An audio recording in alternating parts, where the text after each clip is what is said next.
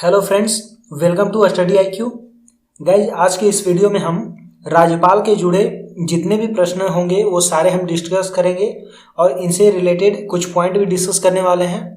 तो गाइज, बने रहिए इस वीडियो में, वीडियो को अंत तक जरूर देखें। चलिए स्टार्ट करते हैं। तो गाइज, आज की इस वीडियो में हम क्या क्या देखेंगे वो एक बार जरा आपको मैं बता दूं। सबसे पहले देखेंगे कि राज्यपाल क्या होता है, राज्यपाल कौन होते हैं, ये हम देखेंगे सबसे पहले। उसके बाद राज्यपाल की योग्यता क्या होनी चाहिए, अगर कोई व्यक्ति राज्यपाल बनना चाहता है तो उसके लिए उसकी योग्यता क्या होनी चाहिए, ये जानेंगे हम। नेक्स्ट है कि राज्यपाल की कार्यकाल कितनी होती है, ये हम जानेंगे। फिर राज्यपाल की नियुक्ति कैसे करी जाती है, ये भी हम इस वीडियो में डिस्कस करेंगे। और साथ ही राज्यपाल की शक्तियां क्या होती हैं और क्या कार्य क्या होते हैं, इसके बारे में भी हम डिटेल में डिस्कस करेंगे। ठीक है, तो गाइज चलिए स्टार्ट करते हैं। तो सबसे पहले देखते हैं गाइज कि राज्यपाल जो है ये राज्य की कार्यपालिका होती है।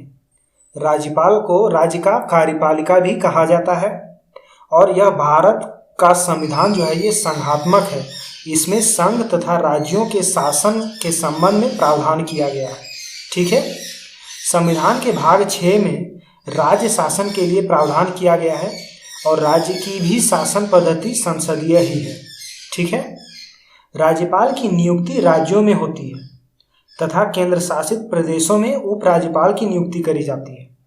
भारत में ऐसे 8 केंद्र शासित राज्य हैं जिनमें से 3 केंद्र शासित राज्यों में उपराज्यपाल का पद है और वह 3 केंद्र शासित प्रदेश हैं अंडमान निकोबार द्वीप समूह, दिल्ली और पुडुचेरी। ये 3 ऐसे केंद्र शासित प्रदेश हैं जहां पर उपराज्यपाल का पद है। ठीक है, और बाकी जो 4 हैं गाइस, उसमें केंद्र शासित प्रदेशों में प्रशासक होते हैं।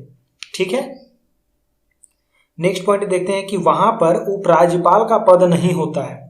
जो हम 4 बाकी जैसे केंद्र शासित प्रदेशों की बात करी हमने, तो उस 5 में जो है वहां पे राज्यपाल उपराज्यपाल का पद नहीं होता है, प्रशासक का पद होता है। ठीक है, और ये केंद्र शासित प्रदेश हैं चंडीगढ़, दमन और दीव, दादर और नगर हवेली, लक्षद्वीप, जम्मू कश्मीर और लद्दाख। ठीक है, ये सारे जो हैं इसमें उपराज्यपाल का पद नहीं होता है। राज्य की कार्यपालिका का प्रमुख राज्यपाल या गवर्नर होता है जो मंत्रिपरिषद की सलाह के अनुसार कार्य करता है। ठीक है, कुछ मामलों में राज्यपाल को विवेकाधिकार दिया जाता है। ऐसे मामले में वह मंत्रिपरिषद की सलाह के बिना भी कार्य कर सकता है।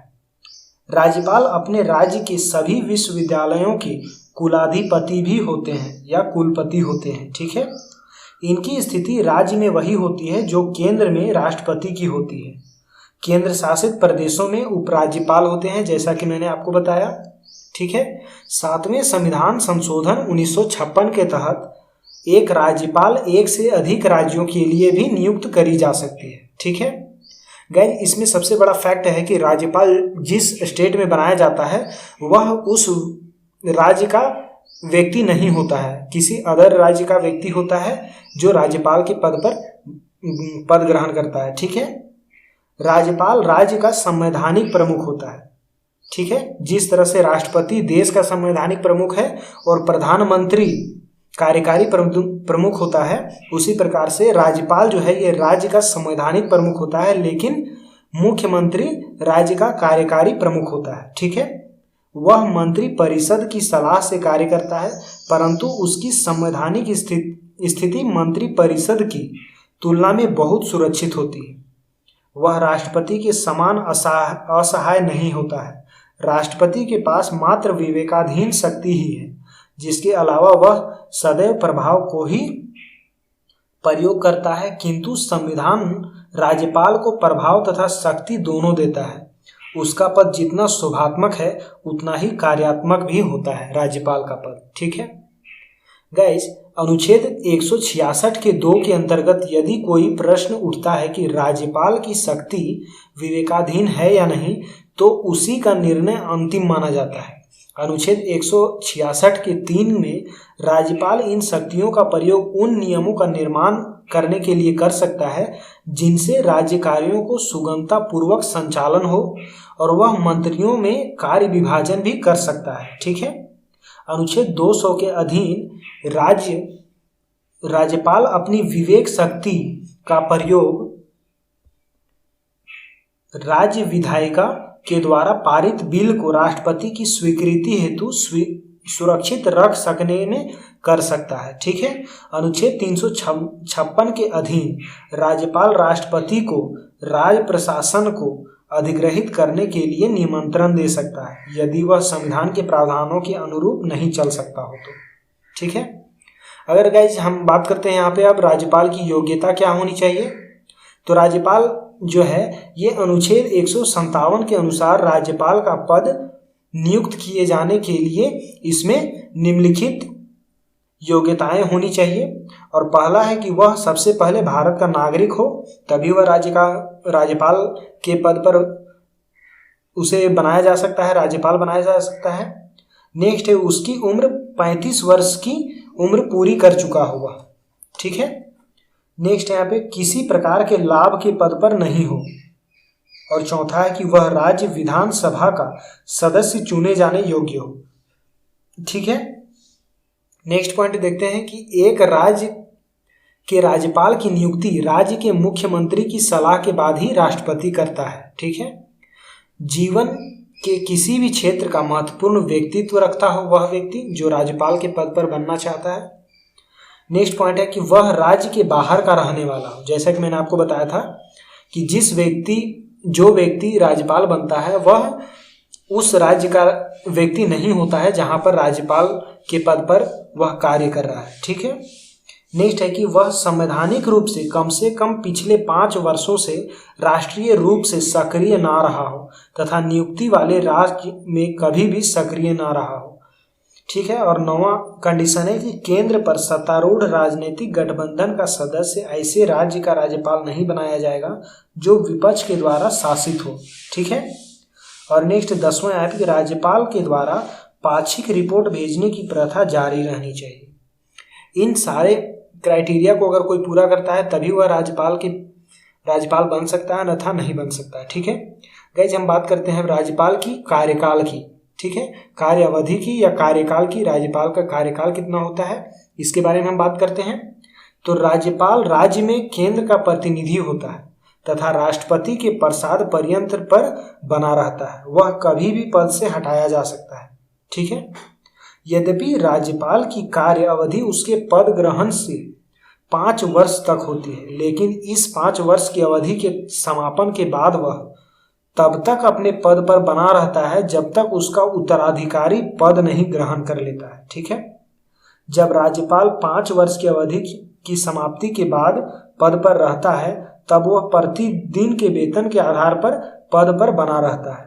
राज्यपाल विश्वविद्यालयों का कुलपति भी होता है, जैसा कि मैंने आपको बताया था ऊपर ही। ठीक है। अब गाइस हम बात करते हैं कि राज्यपाल की नियुक्ति कैसे करी जाती है। ठीक है। तो संविधान के अनुच्छेद 155 के अनुसार राज्यपाल की नियुक्ति राष्ट्रपति के द्वारा प्रत्यक्ष रूप से की जाएगी, किंतु वास्तव में राज्यपाल की नियुक्ति राष्ट्रपति के द्वारा केंद्रीय मंत्रिमंडल की सिफारिश पर की जाती है। ठीक है। राज्यपाल की नियुक्ति के संबंध में 2 प्रकार की प्रथाएं बनी गई है। ठीक है। और यह है कि किसी व्यक्ति को उस राज्य का राज्यपाल नहीं नियुक्त किया जाएगा जिसका वह निवासी है, और दूसरा है कि राज्यपाल की नियुक्ति राष्ट्रपति के द्वारा 5 वर्षों की अवधि के लिए की जाती है, परंतु यह राष्ट्रपति के प्रसाद पर्यंत पद धारण करता है। ठीक है।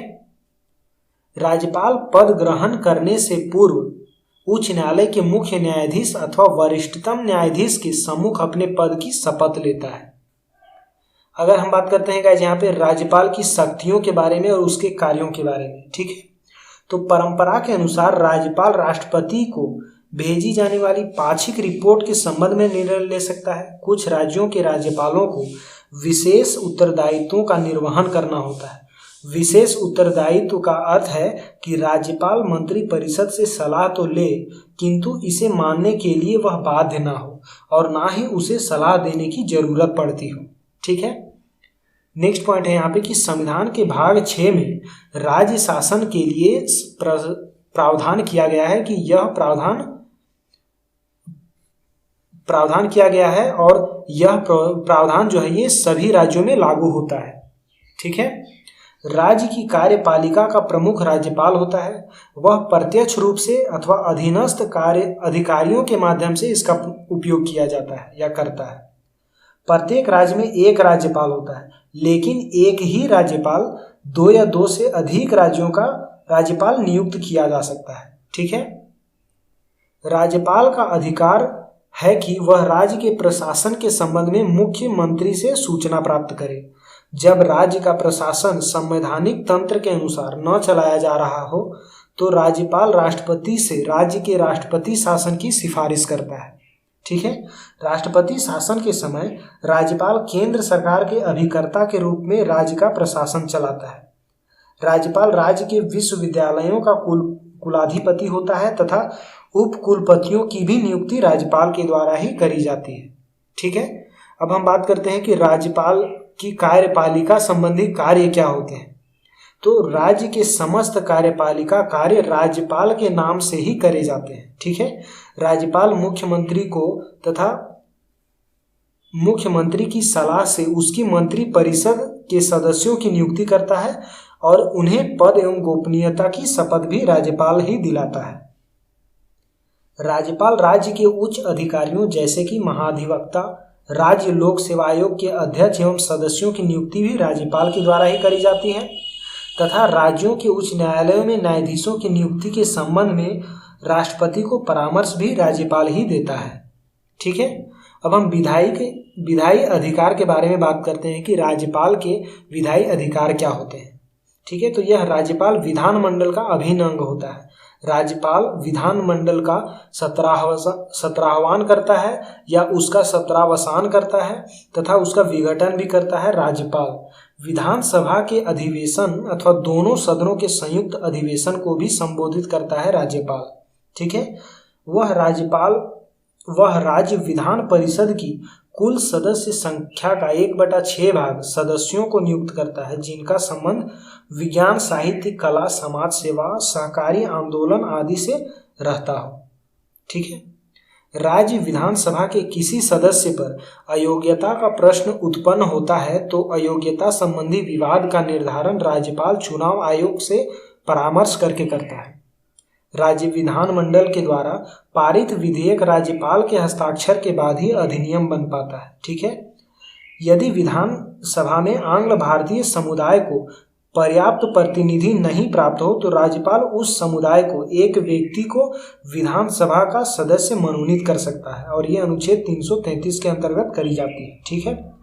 जम्मू कश्मीर का राज्य जो है विधानसभा में 2 महिलाओं को प्रदेश का राज्यपाल नामजद करता है। ठीक है। नेक्स्ट पॉइंट है यहाँ पे कि जब विधानमंडल का सत्र नहीं चल रहा हो और राज्यपाल को ऐसा लगे कि तत्काल कार्यवाही की आवश्यकता है तो उस अध्यादेश को जारी कर सकता है जिसे वही स्थान प्राप्त हो जो विधानमंडल के द्वारा पारित किसी अधिनियम का है। ऐसे अध्यादेश 6 सप्ताह के भीतर विधानमंडल के द्वारा स्वीकृत होना आवश्यक होता है। यदि विधानमंडल 6 सप्ताह के भीतर उसे अपनी स्वीकृति नहीं देता है तो उस अध्यादेश को वैधता समाप्त हो जाती है। ठीक है। कुछ विशिष्ट प्रकार के विधेयकों को राज्यपाल राष्ट्रपति के पास विचार के लिए भी भेजता है। ठीक है। अब हम वित्तीय अधिकार के बारे में बात करते हैं कि राज्यपाल के वित्तीय अधिकार क्या क्या होते हैं। तो राज्यपाल प्रत्येक वित्तीय वर्ष में वित्त मंत्री को विधानमंडल के सम्मुख वार्षिक वित्तीय विवरण प्रस्तुत करने के लिए कहता है। विधानमंडल में धन विधेयक राज्यपाल की पूर्व अनुमति से ही पेश किया जाता है। ठीक है। कोई विधेयक जो राज्य की संचित निधि से खर्च निकालने की व्यवस्था करता हो उस समय तक विधानमंडल के द्वारा पारित नहीं किया गया है। पारित नहीं किया जा सकता है तब तक जब तक वह राज्यपाल की संस्तुति न कर दे। ठीक है। राज्यपाल की संस्तुति के बिना अनुदान की किसी मांग को विधानमंडल के सम्मुख नहीं रखा जा सकता है। ठीक है। नेक्स्ट पॉइंट है गाइस यहाँ पे कि राज्य का धन जो है राज्यपाल धन विधेयक के अतिरिक्त किसी विधेयक को पुनर्विचार के लिए राज्य विधानमंडल के पास भेज सकता है, परंतु राज्य विधानमंडल जो है इसके द्वारा दोबारा पारित किए जाने पर उस पर अपनी सहमति देने के लिए बाध्य होता है। ठीक है। अब हम बात करते हैं राज्यपाल के न्यायिक अधिकार के बारे में कि राज्यपाल के न्याय के रिगार्डिंग क्या अधिकार है। तो राज्यपाल को उस विषय संबंधी जिस विषय पर उस राज्य की कार्यपालिका शक्ति का विस्तार है, किसी विधि के विरुद्ध किसी अपराध के लिए सिद्ध दोष ठहराए गए किसी व्यक्ति को दंड को क्षमा, उसका प्रविलंबन, विराम या परिहार करने की अथवा दंडादेश के निलंबन, परिहार का लघुकरण की शक्ति प्राप्त है। यानी कि गाइस, अगर कोई व्यक्ति को किसी वजह से उसे दंडित किया गया है तो राज्यपाल का इतना अधिकार होता है या इतना शक्ति होता है कि वह उस दंड को कुछ और बढ़ा सके या उसके दंड को कुछ कम कर सके। ठीक है, इस तरह का होता है राज्यपाल का अधिकार। तो गाइस, आज का था ये हमारा वीडियो। आपको ये वीडियो कैसा लगा कमेंट बॉक्स में मुझे जरूर बताएं। और गाइस, अगर अभी तक आपने चैनल को सब्सक्राइब नहीं किया तो सब्सक्राइब कर लें और साथ ही वीडियो को लाइक करें, शेयर करें। मिलते हैं नेक्स्ट वीडियो में एक इंटरेस्टिंग टॉपिक के साथ। तब तक के लिए जय हिंद।